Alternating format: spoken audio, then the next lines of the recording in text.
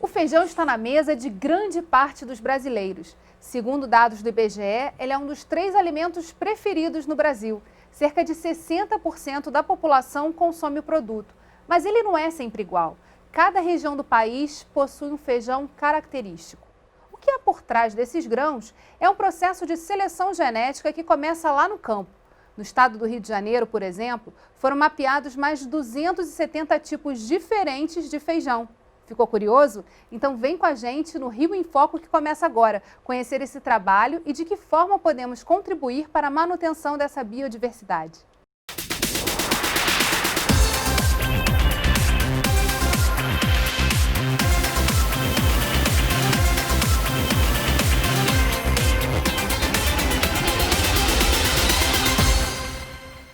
Para comemorar os 27 anos da Universidade Estadual do Norte Fluminense, a UENF, foi lançado o Catálogo da Diversidade do Feijão Comum no estado do Rio de Janeiro.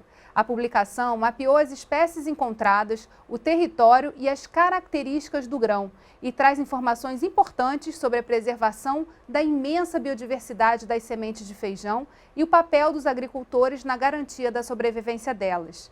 Para falar sobre esse trabalho, eu converso com a professora Rosana Rodrigues e a pesquisadora Tâmara Figueiredo, da UENF. Oi, Rosana. Oi, Tâmara. Tudo bem? Olá. Oi, Geisa. Tudo bem? Rosana, esse foi um estudo que mapeou as diferenças, as diferentes espécies de feijão que a gente tem aqui no território do estado do Rio de Janeiro. Como que as pessoas podem acessar esse material? Oi, Geisa. Esse trabalho ele começou em 2015, na realidade. Ele é uma parte de uma tese de doutorado que foi executada e muito bem executada pela Tâmara, que está aqui com a gente hoje. E esse trabalho, ele tem como objetivo principal, ele ainda não terminou, né? Nós temos áreas ainda no estado do Rio de Janeiro que ainda serão amostradas, mas nós visitamos quase 30 municípios do estado e pudemos, né, constatar, né, essa grande variabilidade existente no que tange aí ao cultivo do feijão, né? Esse material ele vem sendo mantido, né, pelos produtores há décadas. Em alguns casos, o tataravô, o bisavô repassou isso para o pai, que passou para o filho. Então, é um material realmente muito importante que seja mantido aqui no estado do Rio de Janeiro. Quando nós iniciamos esse trabalho em 2015, nós iniciamos porque sabíamos que o estado do Rio de Janeiro ele tinha sido subamostrado numa pesquisa feita anteriormente pela Embrapa. A Embrapa, os pesquisadores da Embrapa, eles fizeram um trabalho de coleta em todo o país para se levantar o que estava sendo cultivado em termos de feijão, né? E outras espécies também, não apenas fazelas vulgares, né? Mas o Rio de Janeiro, no próprio relatório da Embrapa, o Rio de Janeiro aparece como sendo subamostrado.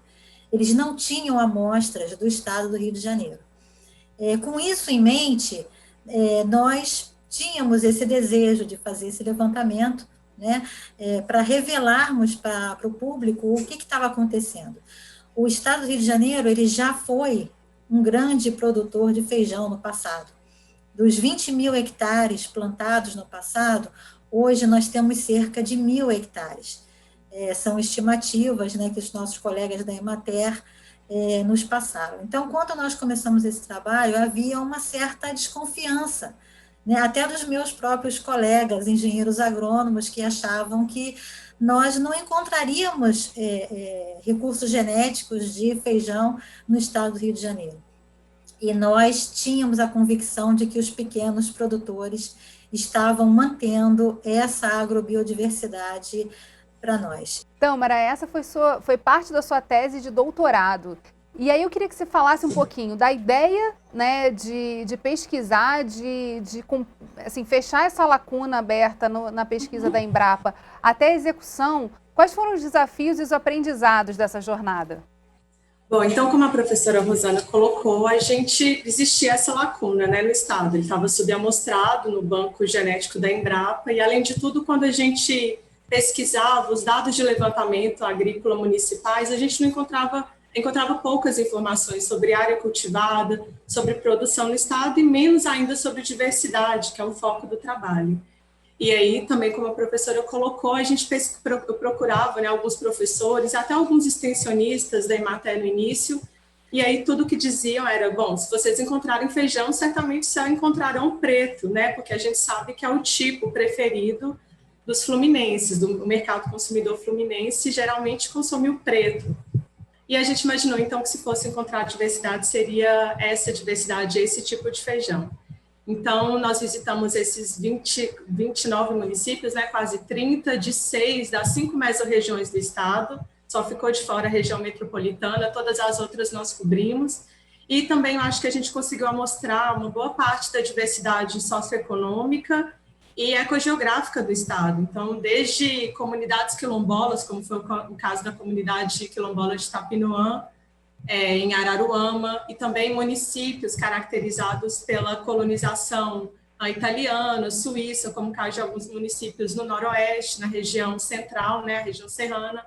Então, a gente já mostrou essa diversidade sociocultural e também climática, né, desde municípios que estão no litoral até municípios a 2.000 metros de altitude, em regiões com temperaturas mais amenas, mais quentes, mais ou menos a maior ou menor média de precipitação anual. O desafio primeiro, então, foi convencer as pessoas da nossa pesquisa e também foi essa conversa inicial com os nossos apoiadores, da extensionistas da Emater, nesse sentido, que a gente queria visitar os agricultores e a gente queria, independente se eram grandes ou pequenos produtores de feijão, a gente queria conhecer essa diversidade. E aí, nesse trabalho, então a gente está falando de um levantamento que foi feito em 29 municípios dos 92 do estado do Rio de Janeiro. Vocês encontraram centenas, né? Quase 3 centenas de variedades desse feijão.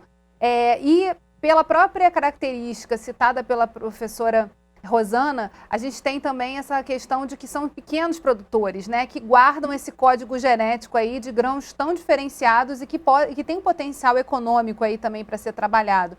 Qual a importância, só para a gente explicar para o nosso telespectador, por que a gente está falando de feijão, por que a gente está falando, né, de que apesar dos fluminenses consumirem o feijão preto, o que se encontra no território é um outro tipo de feijão, vários outros tipos de feijão. Por que é tão importante, né, guardar esse código genético, ter em algum lugar também isso documentado para o futuro e principalmente para a segurança alimentar? Eu acho que isso é um ponto importante para a gente fechar esse primeiro bloco e seguir na nossa conversa. Bom, Geisa, a questão central de se manter, a gente poderia pensar em diferentes vertentes, né, nessa hora, quando a gente fala da importância. Você tocou num ponto aí crucial, que é a questão da segurança alimentar.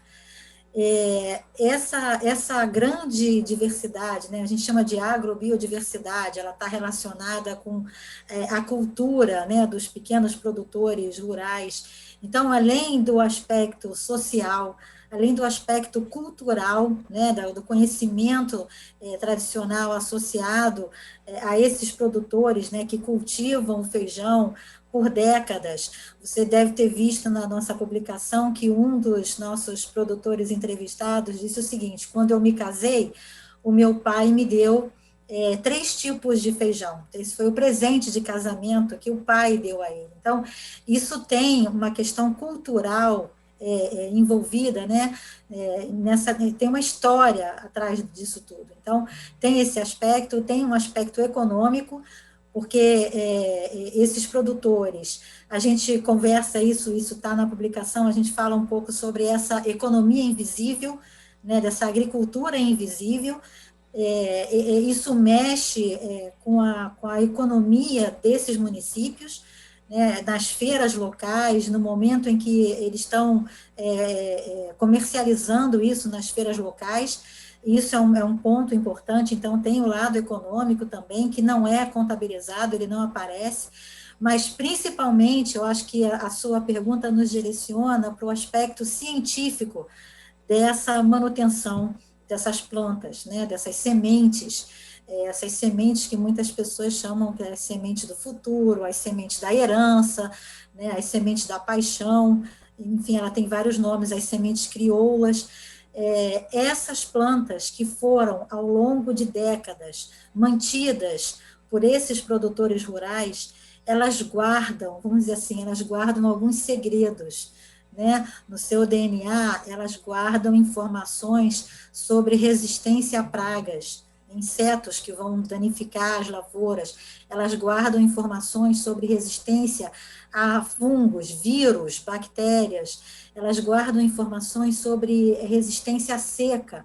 Então, são plantas que potencialmente podem ajudar no futuro do melhoramento de plantas, trazendo para nós essas características e para que a gente possa continuar produzindo o feijão em diferentes condições climáticas. Você viu quanto feijão tem a ver com desenvolvimento econômico. Por isso, eu te convido para continuar com a gente no próximo bloco, porque aqui no Rio em Foco, política e economia caminham juntas.